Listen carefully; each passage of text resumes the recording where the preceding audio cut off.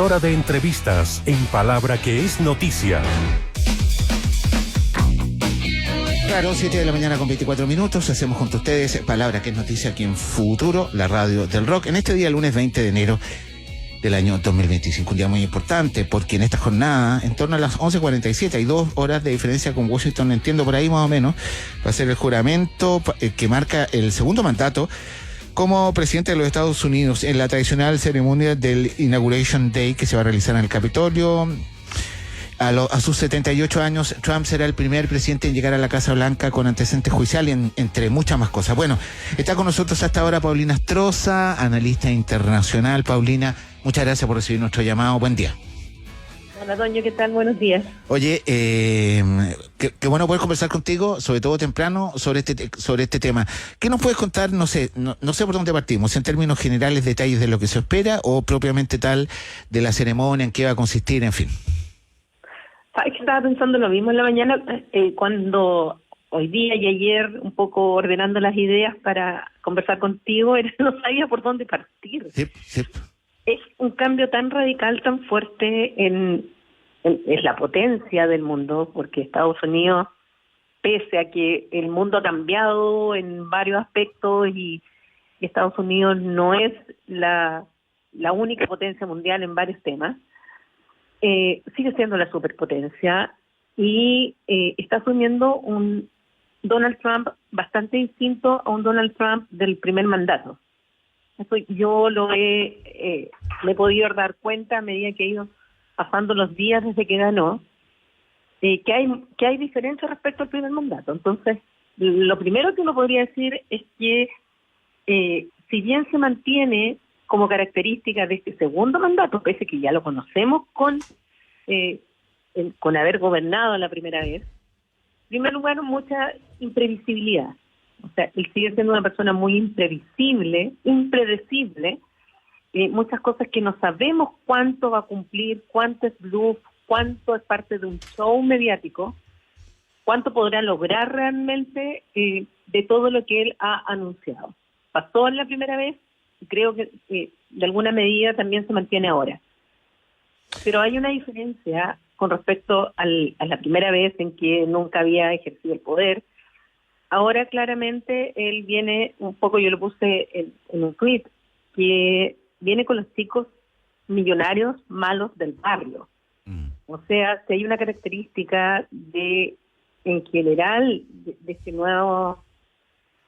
esta nueva administración, es que se está haciendo acompañar no necesariamente por los republicanos tradicionales, que muchos lo abandonaron, en la campaña llamaron a votar en contra de él, y se está haciendo acompañar por mucha gente bastante polémica, al mismo tiempo millonarios de las tecnologías, que están cumpliendo un rol hoy día en varios temas, no solamente de las redes sociales, sino también desde el punto de vista de la extracción de energía, de las energías no renovables, de todo lo que es la innovación, etcétera. Estoy hablando de Elon Musk, por poner un ejemplo. Y al mismo tiempo una suerte de gabinete de la provocación.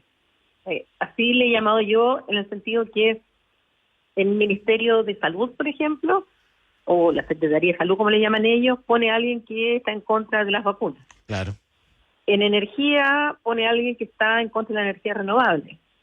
Es decir, hay una provocación muy fuerte respecto de este mandato y con una característica bien particular, y me lo dijo alguien en Estados Unidos el año pasado, que Trump muchas cosas en su primer gobierno no las pudo hacer porque sus propios asesores le decían que no las hiciera si es que quería salir reelegido alguna vez.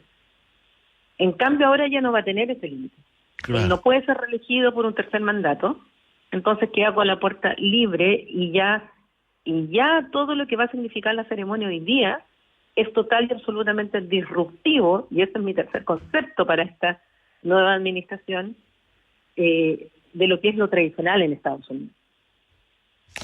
Paulina, claro, estoy viendo varios titulares. Hablan de, por ejemplo, El País dice hoy día, expansionismo, aranceles, más atención a América, la mirada fija en Pekín. Bueno, justamente ratifica lo que tú estás diciendo. Dice, el presidente estadounidense estará mucho más libre en su segundo mandato para aplicar sus propuestas. ¿Qué rol, no sé si nos puedes ayudar, 2, 3 temas, más allá de las definiciones centrales que van a estar, porque Trump ayer tuvo un mitin en Washington donde decía, ya en el atardecer, cuando se ponga el sol, se acaba el tema de la inmigración, se anuncian deportaciones masivas, el tema de la arancel, el tema de la economía también, y una eventual pre-Guerra Fría, así como fue en el siglo XX, pero económica. No sé cómo ven esos temas y qué crees tú que él podría impulsar. A ver, una diferencia de concretarse es que las primeras órdenes que firmaría hoy día serían justamente la orden de redadas masivas para expulsar inmigrantes y, en segundo lugar, que el tema de TikTok, que no es menor el tema de TikTok, porque sabemos que él se opuso, él partió atacando a TikTok justamente por ser de propiedad china, acusaba que los chinos estaban robando los datos estadounidenses, etcétera, pero ahora cambia absolutamente TikTok. Se dictó una ley durante Biden en la cual tenía que venderse a propietarios estadounidenses o no chinos para poder seguir funcionando en Estados Unidos, y tenía un plazo hasta el sábado, cosa que no pasó, y la ley imponía, por lo tanto, que TikTok dejara de operar en Estados Unidos. Y Trump cambia totalmente de opinión, y lo que hace además es conseguir que, y lo que va a conseguir en realidad, porque tiene mayoría en ambas cámaras, es una moratoria de 90 días, y ya a él le parece bien TikTok, porque TikTok fue parte de su propia campaña. Entonces, claro, ves cómo cambia absolutamente. El tema de los aranceles, ya anuncia aranceles a México, se los anuncia a Estados Unidos, obviamente se los anuncia a China, a los europeos. O sea, está partiendo, incluso antes de asumir, ya estaba entrando en unas polémicas que a mí me hacen pensar, por un lado, si de verdad viene con una agenda hiper disruptiva y agresiva, incluso con sus vecinos, como es Canadá, planteando que sea el Estado 51, o el caso de México, con estos otros anuncios de comprar Groenlandia, o incluso invadir militarmente si es necesario. ¿Cuánto de eso era humo respecto a sus casos personales, sobre todo la condena, claro, en el caso de Stormy Daniels, y evidentemente que ya fue un jurado que lo había declarado culpable, faltaba la sentencia, y a todos los otros casos que le quedan como 30 y tantos, y mucho más grave de lo que pasó con esta mujer. Entonces, ¿cuánto de eso fue humo para ir tapando esto otro que, como tú dijiste, es el primer presidente de los Estados Unidos que va a gobernar con una sentencia condenatoria en un caso grave, teniendo abiertos otros casos gravísimos, y que va a depender mucho de la fiscal general que nombró, cómo va a actuar el Ministerio de Justicia respecto de esos casos, e incluso con un miedo que tienen tanto el ex fiscal general como los demócratas de una posible persecución política por parte del Ministerio de Justicia, por parte de la Procuradora General que nombró Trump, respecto a aquellos que en algún momento se manifestaron contra él. Entonces hay un tema interno en la sociedad, en Estados Unidos, en la clase política, en la justicia, que es complicado, y si eso lo llevamos al mundo, bueno, hay mucho nerviosismo en lo que va a pasar y las decisiones que realmente tome el final. Si el Trump candidato va a ser igual al Trump gobernante. Claro, porque ahí estamos conversando, ustedes escuchan a Paulina Astroza, analista internacional. ¿Sabes por qué? Estaba pensando también, y esta es mi pregunta, Paulina, en, no sé, la geopolítica mundial, porque, por ejemplo, además del tema de los aranceles, que establece relaciones ahí distintas, no sé, Canadá, México, China, en fin, y otras partes. Vamos a ver si cumple su promesa de dejar la Organización Mundial de Comercio, de seguir insistiendo en que el cambio climático, acuérdate que una de sus principales ideas es incentivar la producción de combustibles fósiles. En fin, todo ese tipo da la impresión de que se puede configurar, vamos a ver, finalmente, una nueva manera de relacionarse de Estados Unidos derechamente con el resto del mundo y con una mirada mucho más hacia su interior, de decir, más aislacionista y todo aquello, ¿no? Más aislacionista en algunos temas, más intervencionista en otros, y muy agresivo y disruptivo en temas que son fundamentales, como el cambio climático, como el tema de la inmigración, y la relación, como tú dices, con terceros. Por ejemplo, en el nombramiento de Marco Rubio como el secretario de Estado, que en el fondo es como el ministro de Relaciones Exteriores en nuestro lenguaje. Sí.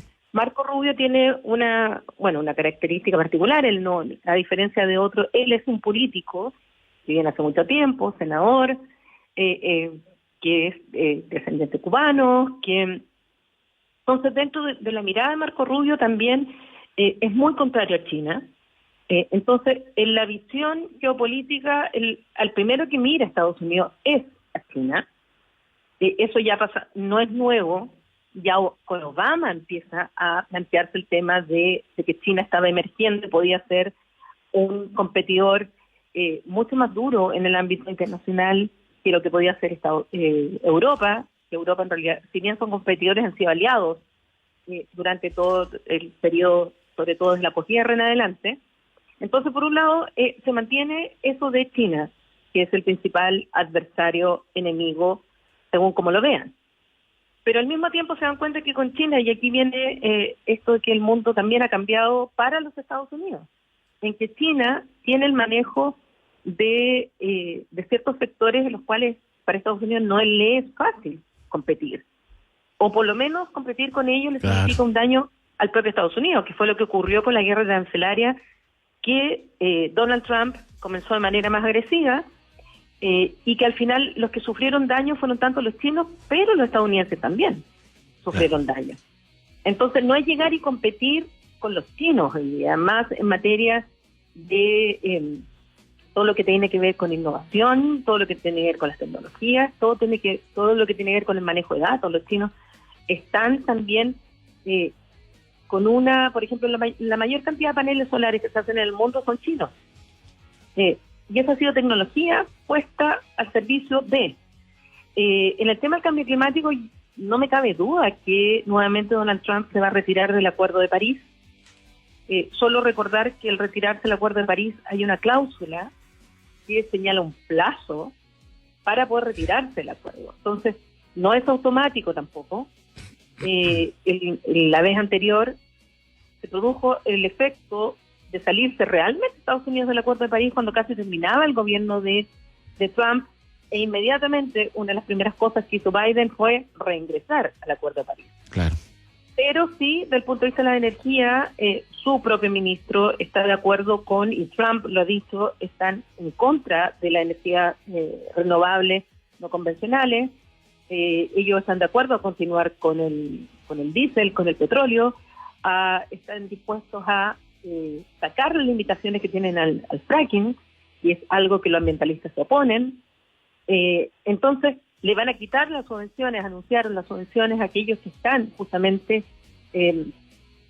avanzando lo que es energía no renovable, y eso se trata de uno de los mayores contaminantes del mundo, quien está tomando esas decisiones, junto con China. O sea, no se trata de pequeños países cuya política exterior no nos afecta al resto, nos va a afectar al resto. Entonces, hay tantos temas a los cuales Trump se va a enfrentar ahora. El mismo caso de que dijo que iba a terminar con la guerra en Ucrania en 24 horas. Ahora dijo que en realidad no iba a ser tan fácil, que no iba a ser en 24 horas. Bueno, ¿de qué va a hacer con el tema de Ucrania? Si le va a retirar o no le va a retirar el apoyo militar, que son Estados Unidos es quien más apoyo militar le da a Ucrania, si los va a obligar a sentarse a negociar con Rusia y en qué condiciones, lo que significa Israel. es bastante complejo. Irán, que es otro de los temas, leí ayer que uno de los congresistas republicanos más campistas estaba planteando usar la fuerza militar contra el programa nuclear de Irán, cosa que me parece una locura plantearlo ahora de esa manera, pero sin embargo ayer lo estaban diciendo.